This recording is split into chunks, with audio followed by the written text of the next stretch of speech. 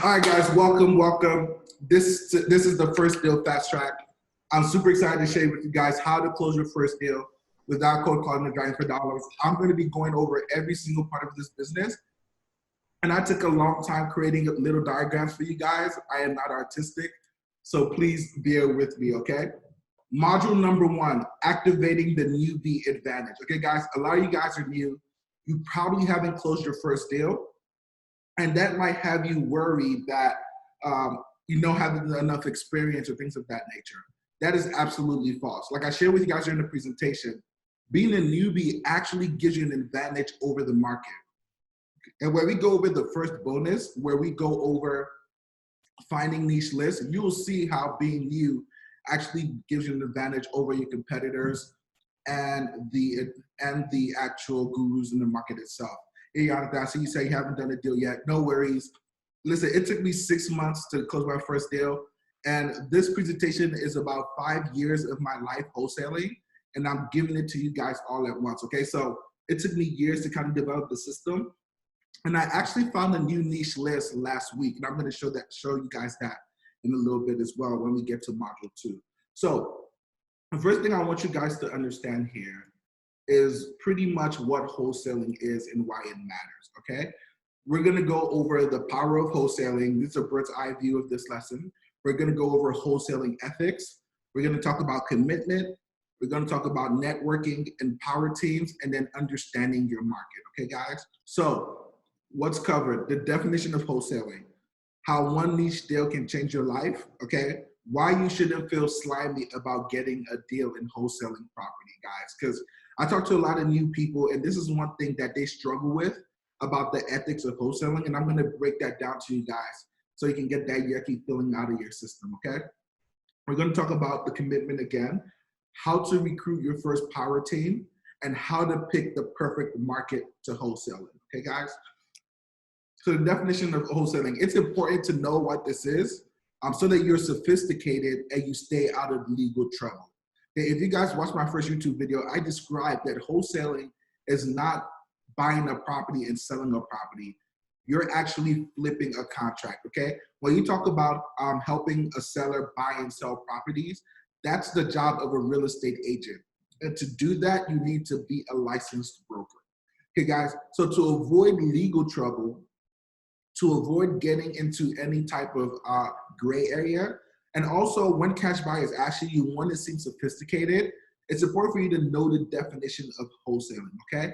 Wholesaling is the transfer of equitable rights in a house from one party to another for a fee. So pretty much what we're doing is that we're getting equitable rights, we're getting rights inside a property, and then we're transferring those rights for a fee, okay? What gives you equitable rights is the contract itself, okay? A lot of people might say that the earnest money deposit does this. That's actually false. The earnest money deposit does not give you equitable rights inside a property, okay? An earnest money payment, and I put the definition here, is a form of security deposit made in some major transactions, okay? And it's just to demonstrate your seriousness and willing to demonstrate that you're operating pretty much in good faith, okay? 95% of my deals, I have put zero earnest money down on wholesale contracts. And the one time I put an earnest money deposit down, I put like $100, okay? Every deal I've ever closed had zero earnest money deposit in the contract itself. And when we get to that part, I will show you guys exactly how to fill it out. So you guys understand that the contract gives you equitable rights. This becomes important because you can actually safeguard yourself against shady cash buyers and against questionable sellers, okay? This whole thing about the contract and equitable rights, it gives you so much legal power inside the contract. You can do so many things with it depending on how far you want to go, okay? And I will share that with you when we get there, okay? The power of wholesaling. Guys, one niche deal can change everything for you, okay? A niche deal can be anywhere from 5K, 10K, 20K, even $40,000 deals, and can cover your expenses for months to come and can give you financial freedom. Guys, real estate, as you see here, 90% of the world's millionaires are created through investing in real estate, okay? So wholesaling is the easiest way to invest in real estate without having a lot of cash, okay? In some places, you don't need any cash at all. And when we get to the 72-hour deal, I'll show you exactly how we do that, okay? Another thing, the leverage real estate gives you. When I wholesale a deal, it takes me maybe 10 complete hours worth of work to earn 10K or more. Okay, I've literally tracked the hours that it took me and my team to complete a deal from beginning to end, and it's literally 10 hours worth of work. Okay, where else can you get paid $1,000 an hour? Or if you close a 20K deal, where you can be getting paid $2,000 an hour. Very few industries in the world gives you this amount of leverage. And the reason is that the sales prices are high, you know, 20, 30, 40, 50, 100, 200, $300,000 property. $10,000, $20,000, $30,000 a deal isn't even that much. You guys think that I actually am closing the lot with 20K? My mentor, he doesn't even look at a deal unless it's gonna make him at least $45,000. That's his starting point, okay? I've brought deals to him before and I was like, oh, Marvin, that's my mentor's name. Say, hey Marvin, oh my God, we can really make 80K in this deal. And he'll say, oh no, I'm not interested. I was like, what? You're not interested? It's like, listen, I'm not a big baller like that. Give me that deal. I want it. I'm interested, okay? He will actually sometimes give me some deals that belong to him. But if it doesn't make $30,000 or more, he's not interested, okay? So the leverage and scalability of wholesaling is enormous, okay? Number two, as you begin to grow, you can start doing it virtually in different markets, okay? And number four, you can control the assets. You can pass it or play it. Okay, the reason I love being a wholesaler is because we control the property. If we get 10 properties, we can keep 2 of the best ones for ourselves and decide to hold it as rentals. We can wholesale it. We can decide to put it on the market. All the options belong to us. We control the assets. So even if anybody comes to me and says, hey, I want to learn how to rehab, or I want to learn how to do multifamily deals, I will tell them to first start with wholesaling. And the reason is that they need to learn how to get assets they can control. If you're getting deals from other wholesalers, you're not in control of that asset. And we always want to be in control. Okay, guys? Wholesaling ethics. So understanding ethics of wholesaling is super important so you don't sabotage yourself. Okay, I had a mentee ask me 4 weeks ago. She said, listen, I'm a believer, I'm a Christian. Does this thing, isn't it kind of unethical? Like we're getting deals for cheap and the sellers might not know it, then we're selling it for $10,000, $20,000, $40,000 deals. I said, no, it's not unethical. It's actually very ethical, and I'll tell you why, okay? How we make money in wholesaling is ethical because it takes knowledge, skills, and a certain set of attitudes to be able to find a deal, okay? Number two, time versus value, okay? The value of your knowledge is worth 50, 80, 100K. That's why you're able to close these 5 to 6 figure deals, okay? A lot of wholesalers out there with limited knowledge might only be able to make 1,000 out of a deal, but because of your experience and what I'm gonna teach you guys today, you might be able to make 10, 20, 30, 40K out of a deal. And number three, I always relate it to the stock market, okay? If you're in the stock market buying and selling stocks, let's say you bought a stock at $1 and you sold it at $3 and you made money, okay? When you buy a stock or sell a stock, somebody is on the other side actually taking the stocks that you're selling, okay? But we don't think about the person on the other side. When you sell money in the market, you don't think, hey, did I just cheat the person who bought my stocks out of money? You don't think that because you know that it's your skill that's allowing you to make this money. Same thing here with wholesaling. Your skills and attitudes or knowledge are more valuable than the time that you're spent doing it, okay? The employee mindset makes you think that I have to make an hourly wage. So if I work 1 hour, I need to make 1 hour's worth of work. If I work 2 hours, let's say you're getting paid $20 an hour. If I make more than $20 an hour, then I feel like I'm cheating somebody. But in entrepreneurship, things are exponential, okay? 1 hour of specialized knowledge is worth $1 million, okay? There's stockbrokers literally making $1 million an hour, not because they're smarter than you or they have anything special going on for them. It's because they've developed a certain level of knowledge, skill, and attitudes to be able to execute deals and make $50, $100, $300,000. So that's what I'm going to teach you guys today. Number 3, you're part of a supply chain, okay? You're getting these deals at wholesale property and you're supplying it to cash buyers, okay? Number 4, guess what, guys? Sellers know you're making money, okay? This is not a secret to them. You don't need to be shaken up by the fact that you don't need to be shaken up by the fact that they might know that you're making money because they already know it, okay? So I put some definitions of what a wholesaler is here and what a merchant is, okay? A merchant is defined as a person engaged in business of selling or trading goods. A wholesaler is an example of a merchant, okay? So it's no different than if you were going to trade goods.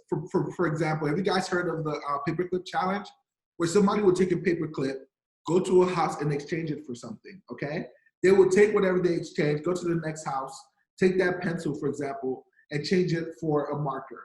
Take the marker, trade it in to make a notepad. Take the notepad, trade it in to make to get a book. And they trade that paperclip all the way up to getting a $100,000 car. This is the same type of thing, okay? You're taking your knowledge to trade up that property to get cash, okay, guys? Commitment, okay? Now, wholesaling can be a very tough road if you're not committed. And what I mean by that is, if you get shiny object syndrome and you try to chase every single way to get a deal, it's going to hurt you because it's going to take you longer to get what you need to get. I'm going to show you guys today exactly the actions you need to take. And if you take it step by step, you will get a deal, okay? I'm 100% confident in that because I do it every single day, okay, guys? So don't go ahead and start doing shiny object syndrome. Focus on exactly what I teach you. And number 2, you need to commit to wholesaling. So what do I mean by committing? Okay, you need to decide, am I going to go create an LLC? Okay, if you don't have the money to create an LLC, you can use your personal name to get deals at first. Okay, but after you close your first deal, you need to get an LLC to protect yourself and protect, your assets. Okay. Number 2, when I first started in this business, the first thing my mentor had me do is call up 100 of my friends and family and actually tell them, hey, my name is G-Day. Hey, you might not know this, but I'm actually real estate investing now. Quick question, do you have a property that you're looking to buy or sell in the next 6 months? I called 100 people and I pretty much let them know that this is what I'm doing. That did 2 things. It gave me confidence in my craft. I wasn't a closet wholesaler anymore. A lot of you guys might be closet wholesalers, like nobody knows what you're doing, right? You need to get into the mindset and the routine of talking about your business. Okay, guys? Number 2, I used to go to RIAs, which are real estate investment clubs and meetups, okay? You can find RIAs at meetup.com. And let me show you guys how to do that real quick, okay? So I will literally go to meetup.com, sign up for an account. It's free. If I remember what my username and password was.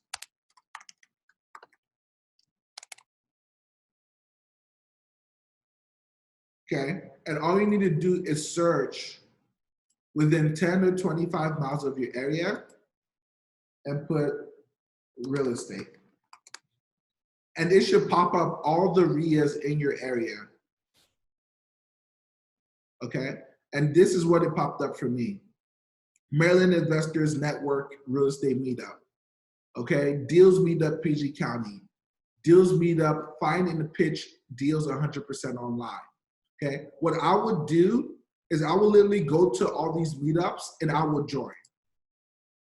Okay, and I will find 2 or 3 to go to in person. And this is going to become more important as we go along. Okay, hit attend and join all the groups. It says I'm going, awesome. Okay, join all the groups in the meetup that's close to your area. Okay, and then start networking with those investors. Okay, you want to go ahead and find buyers. You want to build a contractor list and collect phone numbers. So plumbers, electricians, property managers, rehabbers and cash buyers, buy and hold investors, real estate agents, loan officers and money guys. These are a list of people that you want to find when you actually go to the meetup itself, okay, guys?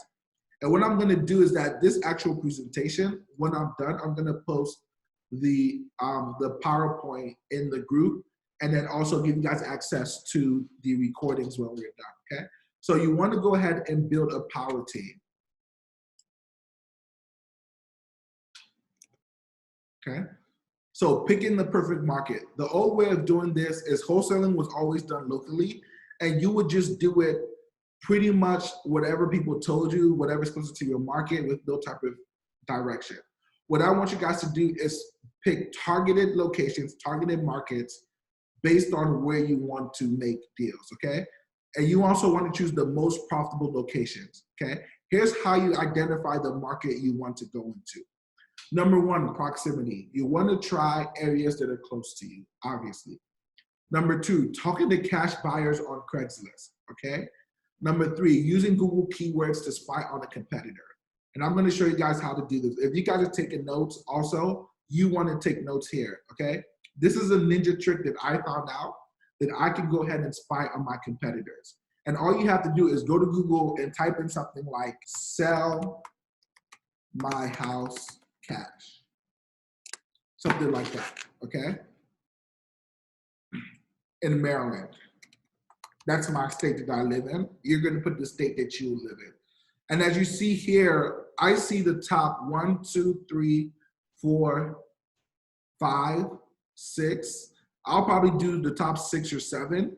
And these are the people that I'm gonna put into my Google to find out where to wholesale, okay? Where they're getting their deals from. And this is how I do it, okay? I know this person, Express Home Buyers, he wholesales in about 25 states, and he's really big. Okay, so if he buys houses in my state, I want to know where he's targeting. So I'm going to go to Google, ads.google.com, sign up for an account, put in your credit card. It's not going to charge you, okay? Because what we want to do is really find out where these wholesalers are wholesaling and the keywords they're targeting. So I'm going to go to Sophie Ads. This is one of my Google accounts that I created. And then what you want to do when you get to Google, you want to hit tools and settings, and you want to hit keyword planner, okay? It's going to ask me which account I want to use. I'm going to use Wholesale Rebel. And you want to discover new keywords, okay? Now, you're not going to start with keywords. What you actually want to do is you want to start with a website, okay? So the person here, I know he's a big investor in my market. If you know of others, just type in their websites as well. www.expresshomebuyers.com, perfect.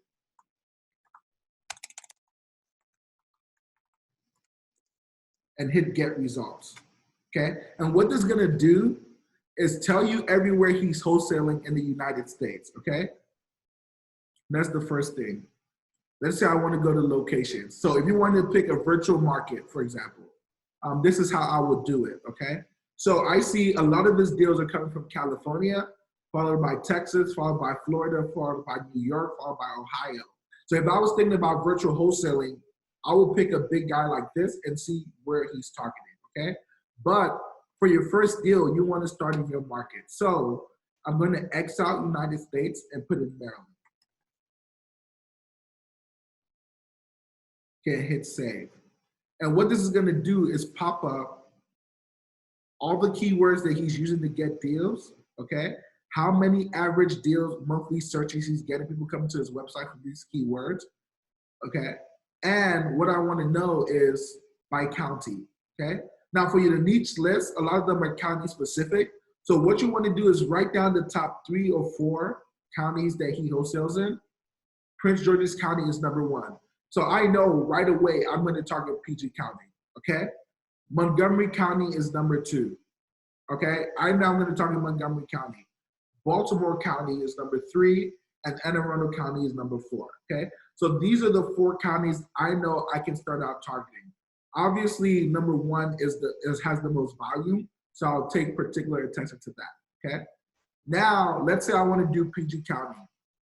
You want to go down to the city level. Okay, now the cities that he's targeting: Baltimore, Silver Spring, Rockville, Laurel, Potomac. These are where he's getting most of his deals from in my state. Okay, so I hope you guys are seeing how I'm picking locations that are profitable.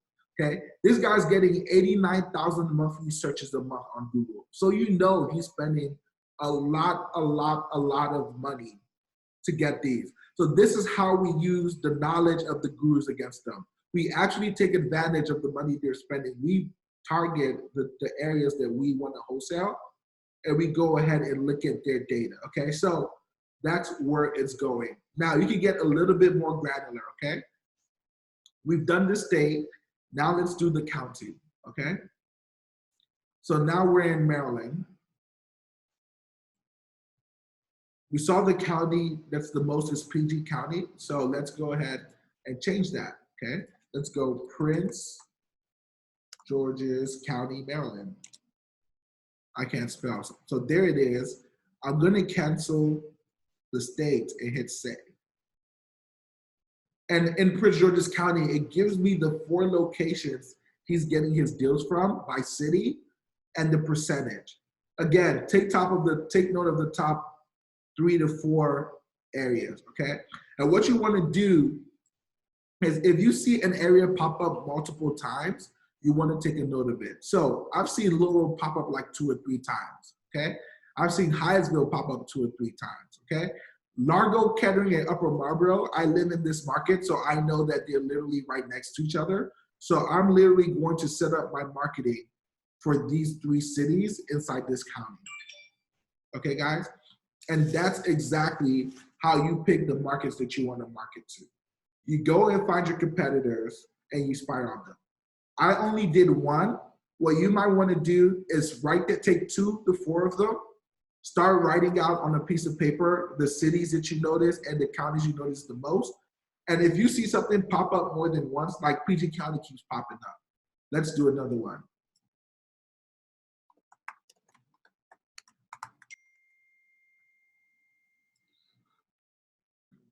Again, so here's another website. I know him personally. He's actually my mentor. So here, again, another website, Laurel, #1, Upper Marlboro, #2, Kettering, #3, Largo, #4. Bowie didn't pop up on the other guys, but these other 4 popped up on his. So that lets me know I need to pay attention to these 4 locations. We could also go by state to see which county.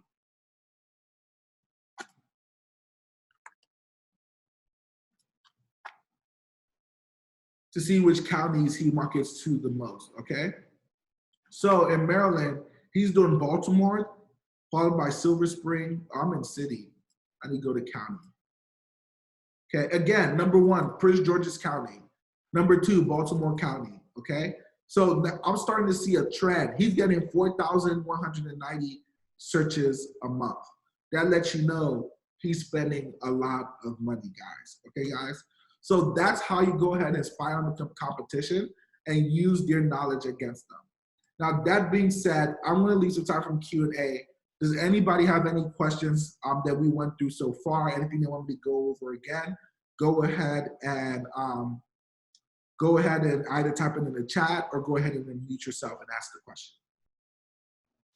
Hey, Janae, so for my city, we live in a large city. Houston only has 2 major counties, like within the Houston city limits. So anything outside of Harris and Fort Bend would like be too far for me to travel.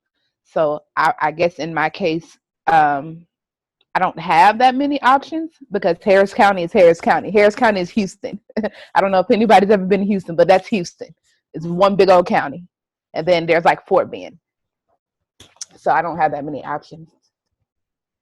Yeah, so if you have 1 or 2 large counties in your area, then break it down by city.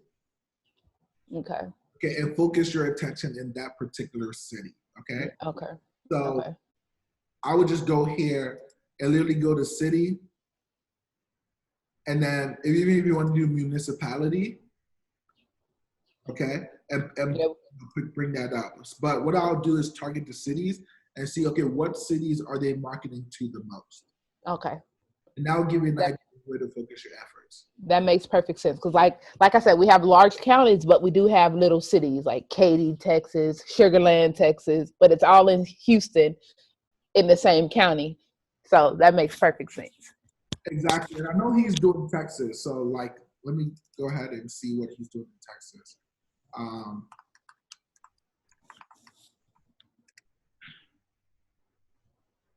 And I'm going to just do Texas.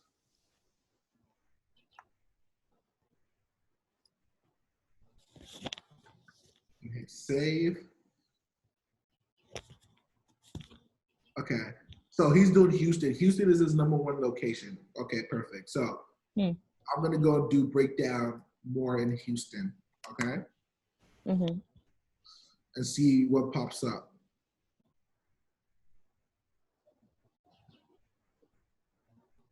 Okay. So it's not letting me break down more by location for him particularly. And that's because I didn't Google, semi-how cash in Houston. Yeah. Okay. Okay. And what you want to do is that you want to grab 6 of these websites. Okay. And then go from there. Cool. TexasHB.com. I guess that means TexasHomebuyer.com. I don't know.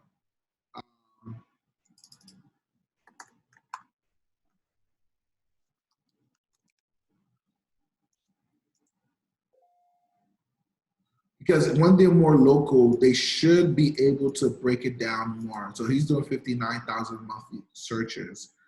Let me go by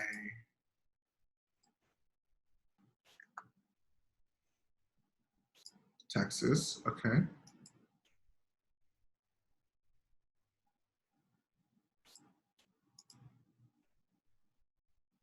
So here you go. You seen this, Bree?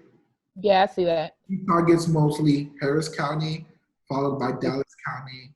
Yeah. So Harris County, basically Houston itself. Yeah. So Harris County, I have to break that down. I will focus on Harris County. He gets 26% of his deals from there. Mm-hmm. Right?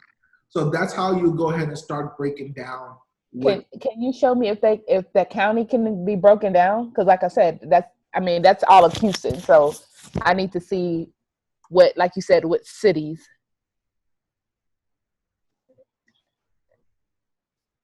So what you might want to do is that if you know Harris County it's a big place for you.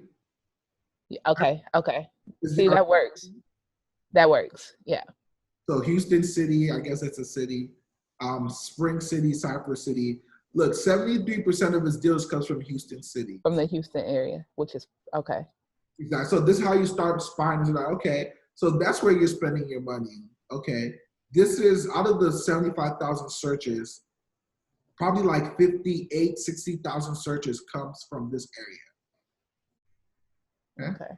Okay. Does anybody else have any questions about this particular process? All right, cool. So I'm showing you guys exactly how to do it, knock it out of the park. Once you begin to find the markets to invest in, it becomes easier for you to start tailoring and being very specific with your marketing, okay?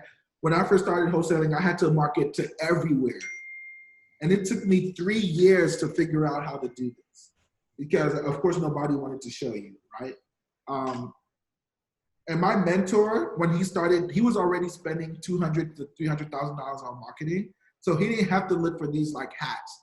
Me, I told you I was 30K in debt. I was not going any more in debt than I already was. So I had to find these new slips.